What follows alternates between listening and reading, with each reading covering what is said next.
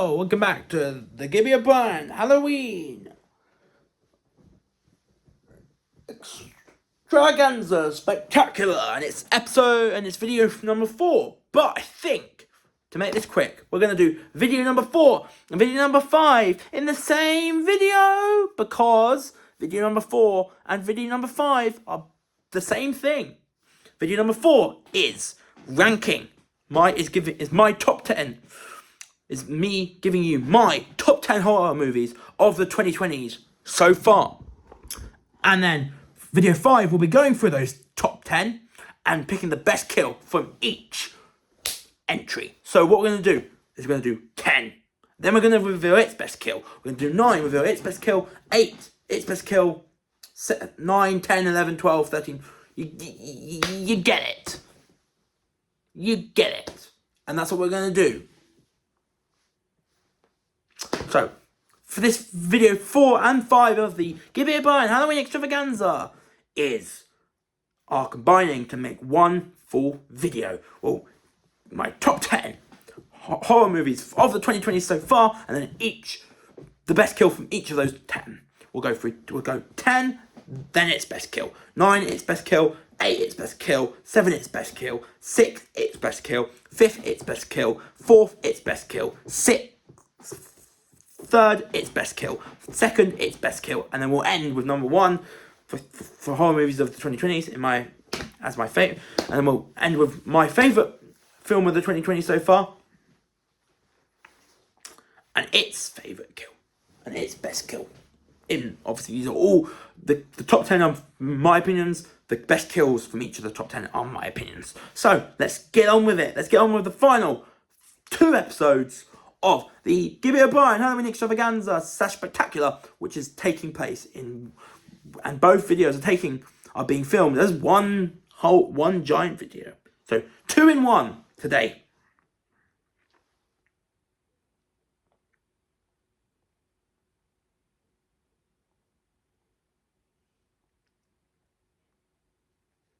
So in my 10th favourite horror film of the 2020s so far is going to be an unpopular opinion, but it is 2022's Halloween Ends. You may be thinking, Jonah, no one likes Halloween Ends. Halloween Ends is bad.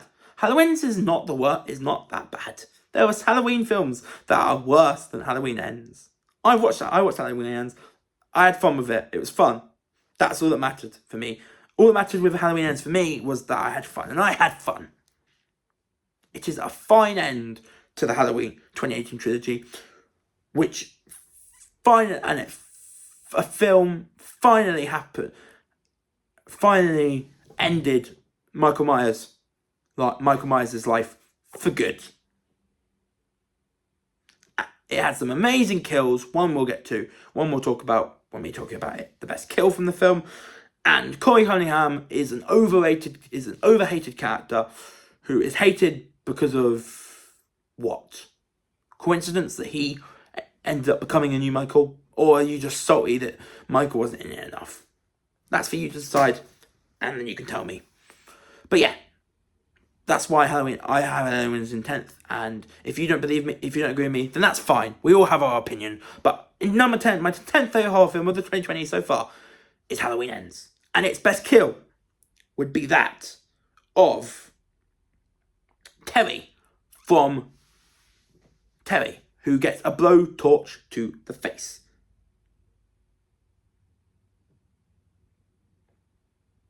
As I said, Halloween Ends is definitely not the best. Halloween Ends is definitely not the best Halloween film or horror film. But like I said, it was a fun watch, and the kills were also a big highlight. The best kill of them didn't come from Michael Myers, however. It came from the new overhated character, Corey Cunningham. The kill happens during an incident at a car junkyard. A bunch of bullies who bullied Corey earlier in the film are all killed. Margot has her head stomped, Stacy catches a wrench in the face, and Billy has a drumstick jabbed deep into his eyeball. But the best kill of the 4 and of the film was that of the leader Terry, who had just shot Corey's dad in the head, killing him.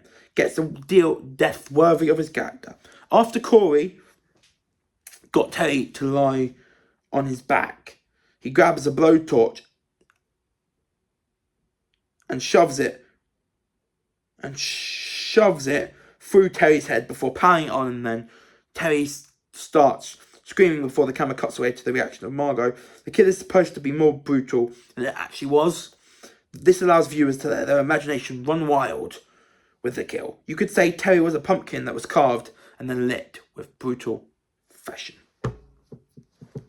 My 10th favourite horror movie of the 2020 so far is Five Nights at Freddy's. Video game adaptations can be very hit or miss, and miss. Hit and miss, hit or miss. But for someone who has never played FNAF, this was a big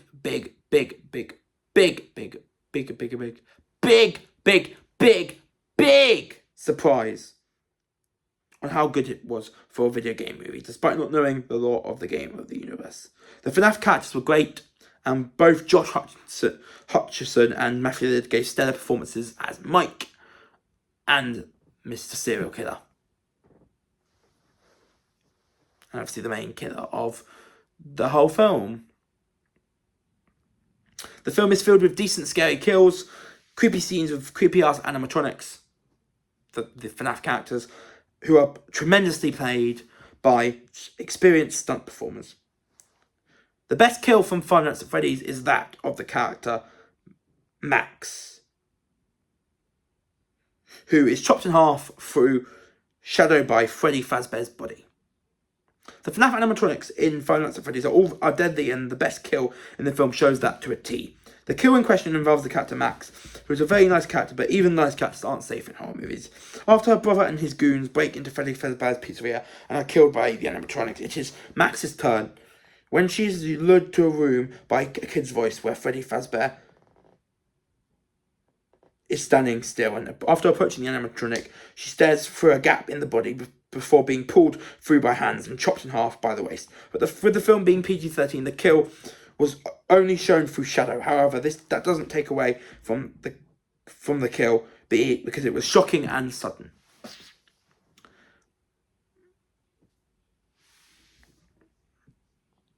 My seventh favourite horror film of the 2020, seventh favourite horror film of the 2020 so far has been Eli Roth's Thanksgiving.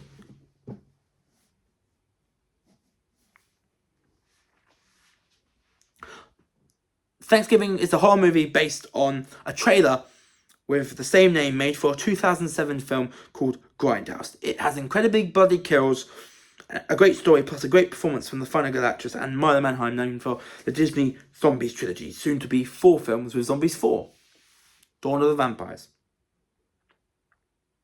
The best kill in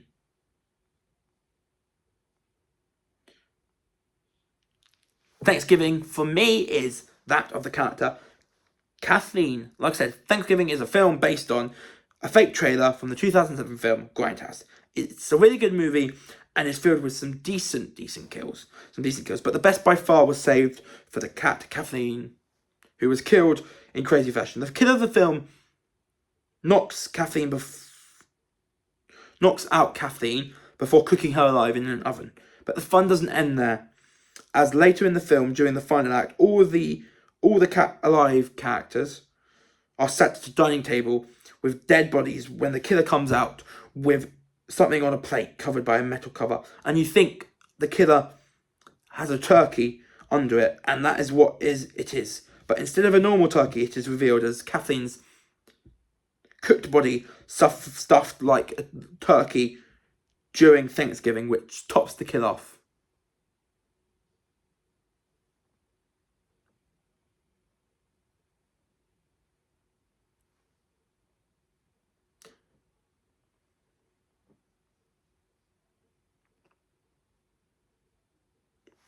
My 7th favourite horror film of the 2020s so far is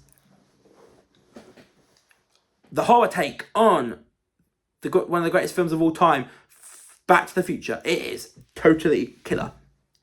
Totally Killer is one of the recent movies that is a horror movie take on a famous classic. Like I said, in Totally Killer's case, it's the classic trilogy, Back to the Future. The acting performances in the film are great, especially when it comes to lead star Kiernan Shipka and former Disney actress Olivia Holt. The scenes are entertaining and the kills are decent, but the story is the best part of the film as it honours the Back to the Future trilogy, but with a completely different take on time travel. And the best kill from the film, in my opinion, is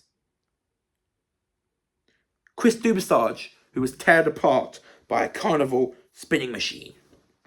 Totally Killer is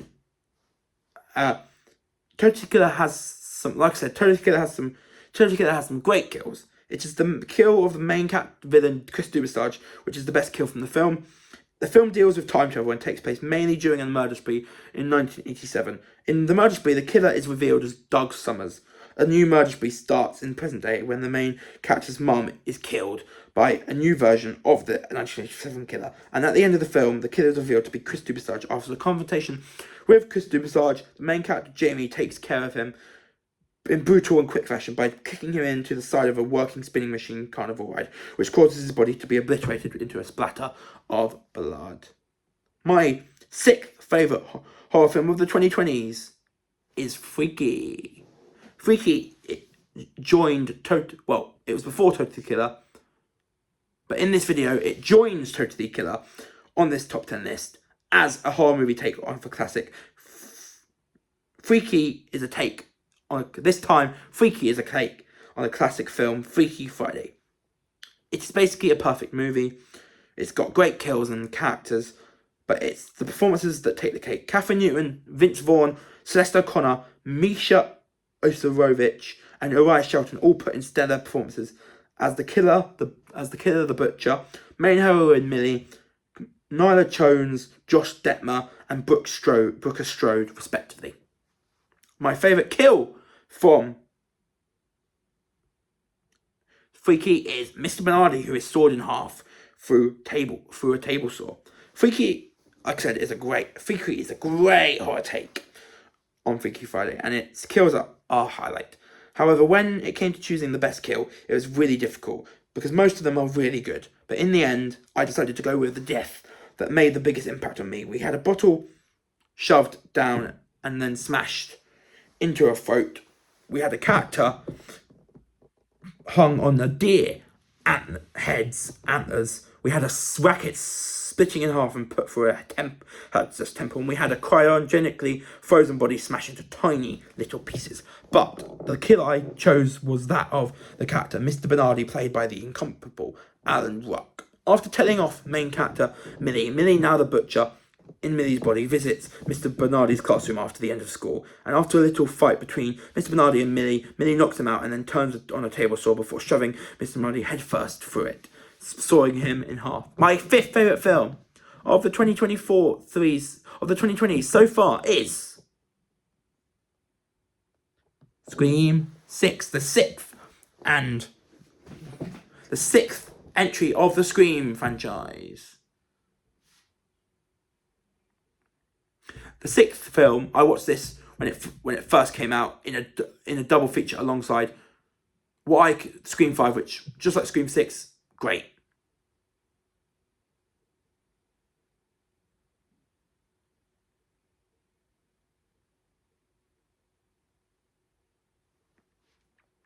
The sixth film in the Scream franchise again follows the characters Sam and Tara Carpenter and Mindy and Chad Meeks Martin as they have to survive another Ghostface murder spree after Scream 5, which, like I said, I watched in a double feature alongside Scream 6 when Scream 6 came out.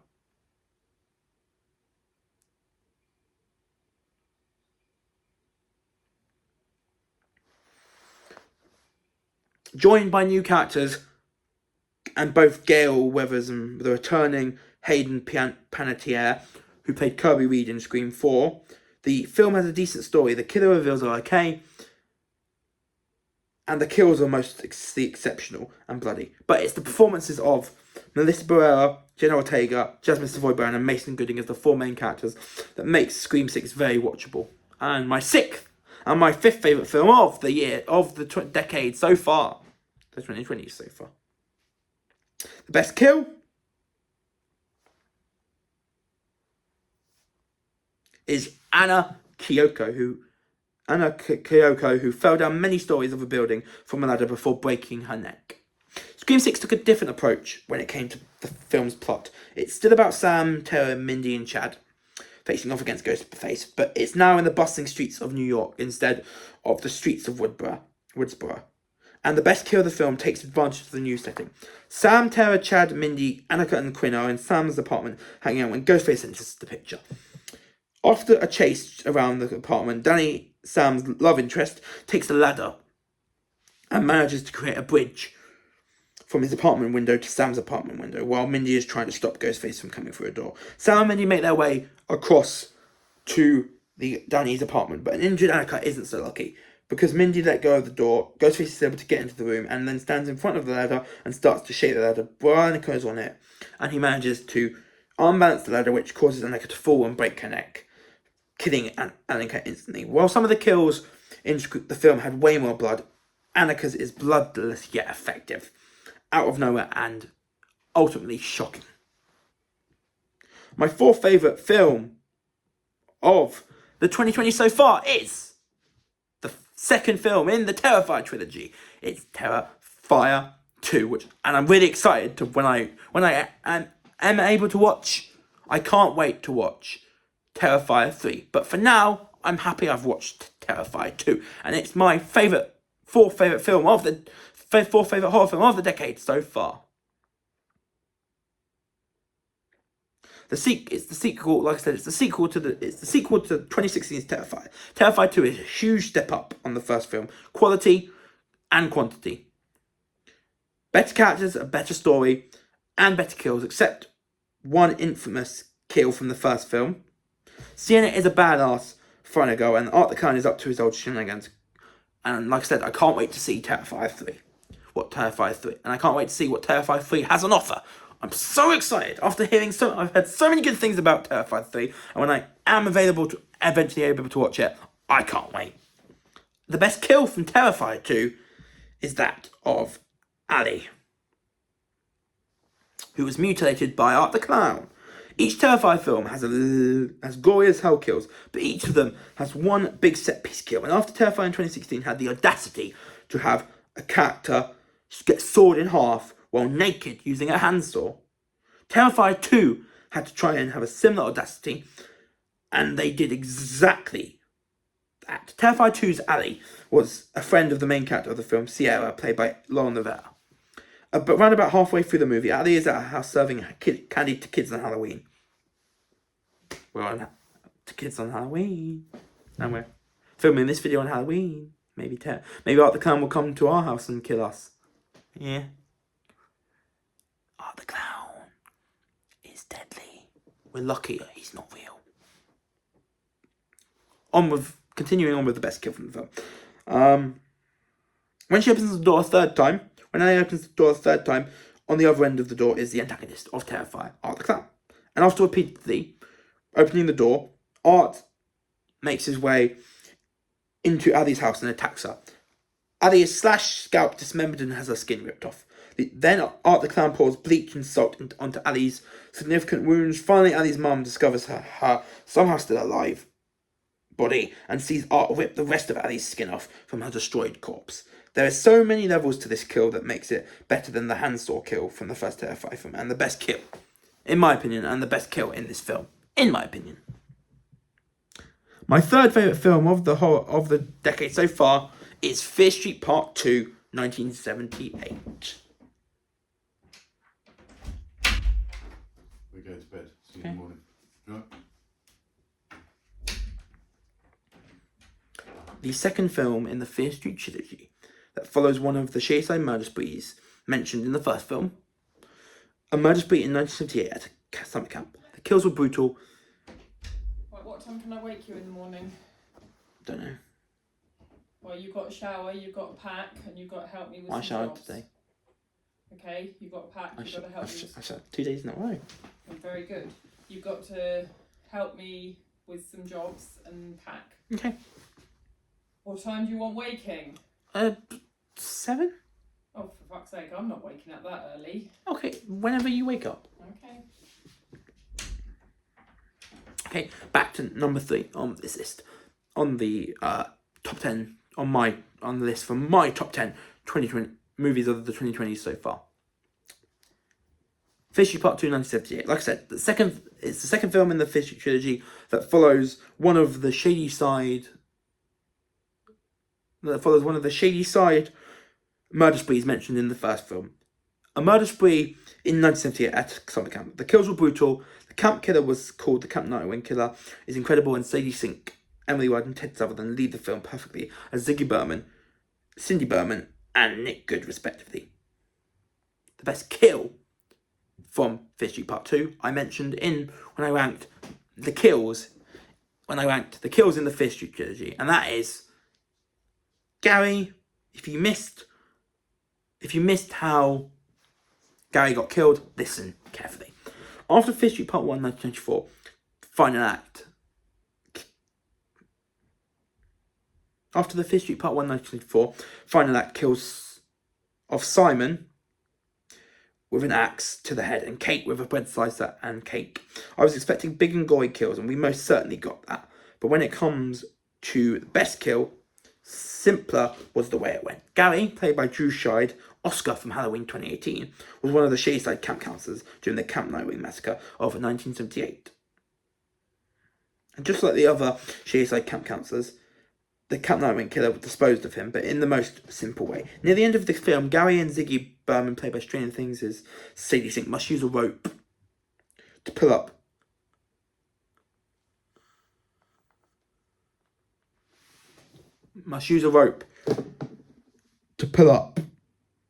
Emily Rudd's Cindy Berman and Ryan Simpkins' Alice. While trying to pull up Alice, the Camp Nightwing Killer comes out of nowhere and decapitates Gary, with Gary's head falling onto the floor and his head body falling shortly after, and pulling the rope down before falling in front of Alice, laying on the floor of the cave her and Cindy were in. Simple kill, plus the suddenness of the decapitation, makes this the perfect kill and the best in Fish Street Part 2, 1978. Oh my god. Sorry, my Sky Go at my house is disconnected from the Wi-Fi. Our Sky Q box from at home has disconnected from the Wi-Fi, so I was just reacting to it. Okay, my second favourite film of the decade so far is last year's Evil Dead Rise.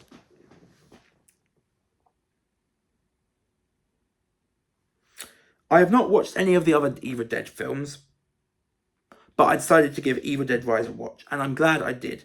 It was incredible and is one of the best films from the 2006, from the 2020s. But the final entry on this list was just my jam, and it helped. I watched it in the cinemas. Basically, I watched it in the cinemas once, the week it came out, and loved it so much that it is, despite only being out for a few months, is somehow my favourite film of the 2020s so far. But we'll get to that one after we discuss the best kill in Evil Dead Rise. The best kill in Evil Dead Rise is of the final boss, the Marauder, who's obliterated through a wood chipper. Evil Dead Rise was another great addition to the Evil Dead franchise and was a worthy follow-up film to the 2013 Evil Dead. The success of EDR Evil Dead Rise is mainly down to the performances and the kills. We have eyes being gouged out. We had one of the characters cut their own face and eat glass after being turned into a deadite. But it's the death of the main antagonist, the Marauder, that tops the lot. The characters Ellie, Danny, and Bridget were all turned into deadites, and at the end of the film, they combined to make a deadite creature called the Marauder. And Beth, played by Lily Sullivan, and Cassie, played by Stranger Things' Season 5's new Holly Wheeler, Nell Fisher, must take it down, and they do it in extraordinary fashion, as the Marauder is obliterated through a wood chipper before being made into bloody sludge. Before I give you my favourite film of the 2020s, I'm going to do a little notice. This is a PS notice for a comment I made earlier. I mentioned earlier that Nell Fisher, who was in Evil Dead Rise, is going to be playing Holly Wheeler in season 5 of Stranger Things.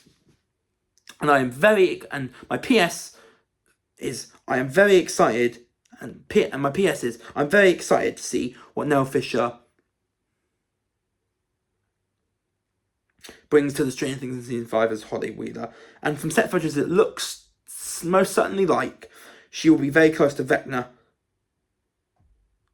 / Henry Creel / number 1, and both with a mic through ST season 5, because some set photos have revealed Nell Fisher next. One set photo revealed Nell Fisher standing next to Jamie Campbell Bower, who plays Vecna, and another set photo had Holly with a mic riding on bikes near a army guarded area. So yeah, I'm excited to see what Nell Fisher brings as Holly Wheeler in Stranger Things season 5. We'll see. Stranger Things season 5 won't finish filming until December, but it is Stranger Things Day in 6 days' time. In 6 days' time, we'll be celebrating the day that celebrates Stranger Things, also known the day known as Stranger Things Day. So Stranger Things Day is on the 6th of November. So at least we have that to look forward to while we wait for Stranger Things season 5 to finish filming. And then I'm hoping by spring 2025, Stranger Things season 5 will be finally out. Not just the first 4 episodes, but all 8 episodes of the show, of the final season. I'm going to predict right now that the final season of Stranger Things will be out some point during spring. And if it's not, then I'll be shocked. But back to the video, because we've only got one more film to go through. And it's the best, and it's my favourite film from the 2020s so far. And my favourite film from the 2020s so far is the vampire film. The 2024 vampire film, which has only been out for 2, 3, 4 months. Abigail. Before Deadpool and Wolverine, Abigail was my favourite film of 2024. The characters involved in the main plot of the film, except the antagonists, are meant to be detestable. But during the film, you want a few of them to survive. Melissa Barrera is great as the final girl, like she was in Scream 5 and 6 with Sam. Dan Stevens, who played the Beast from 2017's Beauty and the Beast, and was also in Godzilla vs. Kong, Godzilla x Kong New Empire, is incredible as the worst of the main characters in terms of personality. There's a good performance from the late Angus Cloud, R.I.P. Kathy Newton on this top 10 list again after Freaky was great in the film, and Giancarlo Esposito is great in a small role, and the kills are very, very bloody.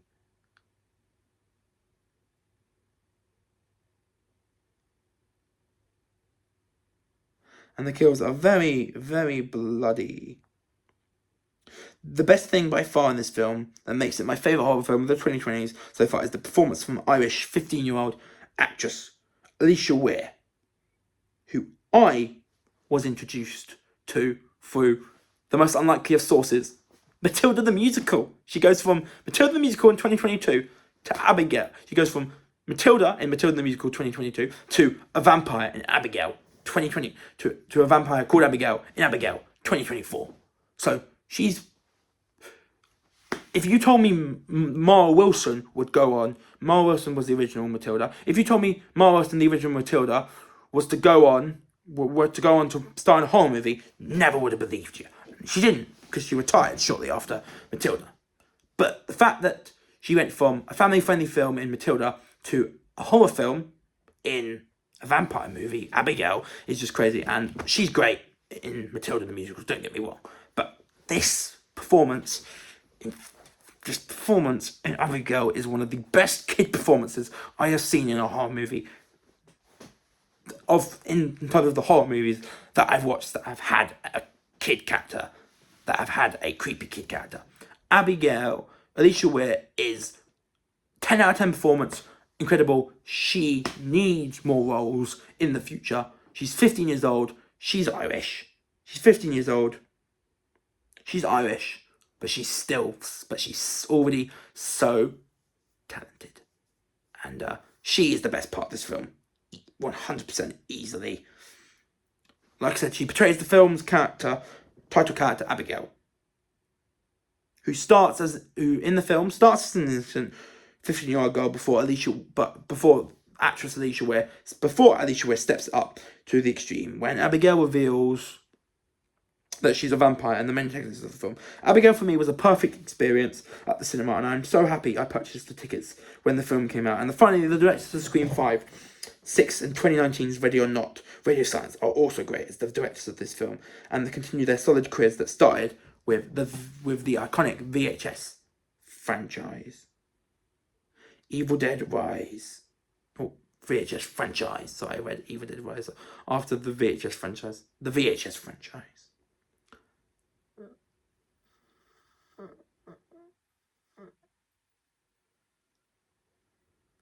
The best kill from Abigail. And to end this video, I'll be giving you my favourite kill from Abigail. And in my opinion, the best kill from Abigail is that of Dan Stevens' character, who is called Frank, who is blown up into serious blood and gore.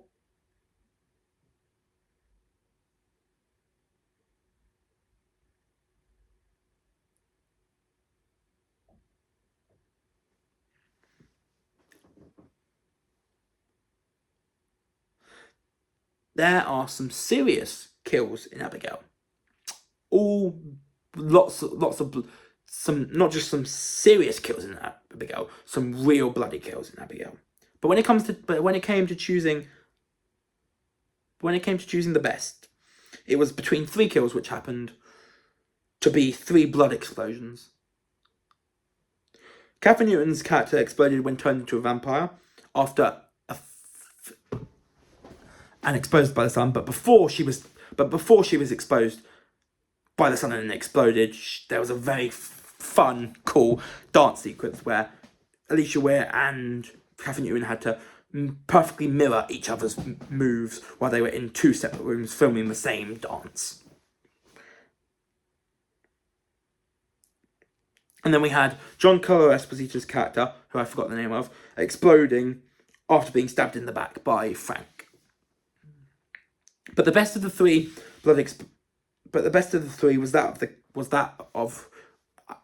I ended up choosing the best of the 3 ended up for me being Frank, as I said, played by Dan Stevens.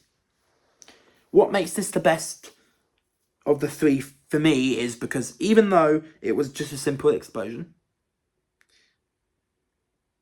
it was the most bloody one of the 3, and most importantly, Frank was the most detestable of the kidnappers who kidnapped Abigail, which made it super satisfying to see him explode to a bloody pulp. And that is it for this video of my Halloween, of the Gibby O'Brien Halloween extravaganza / spectacular.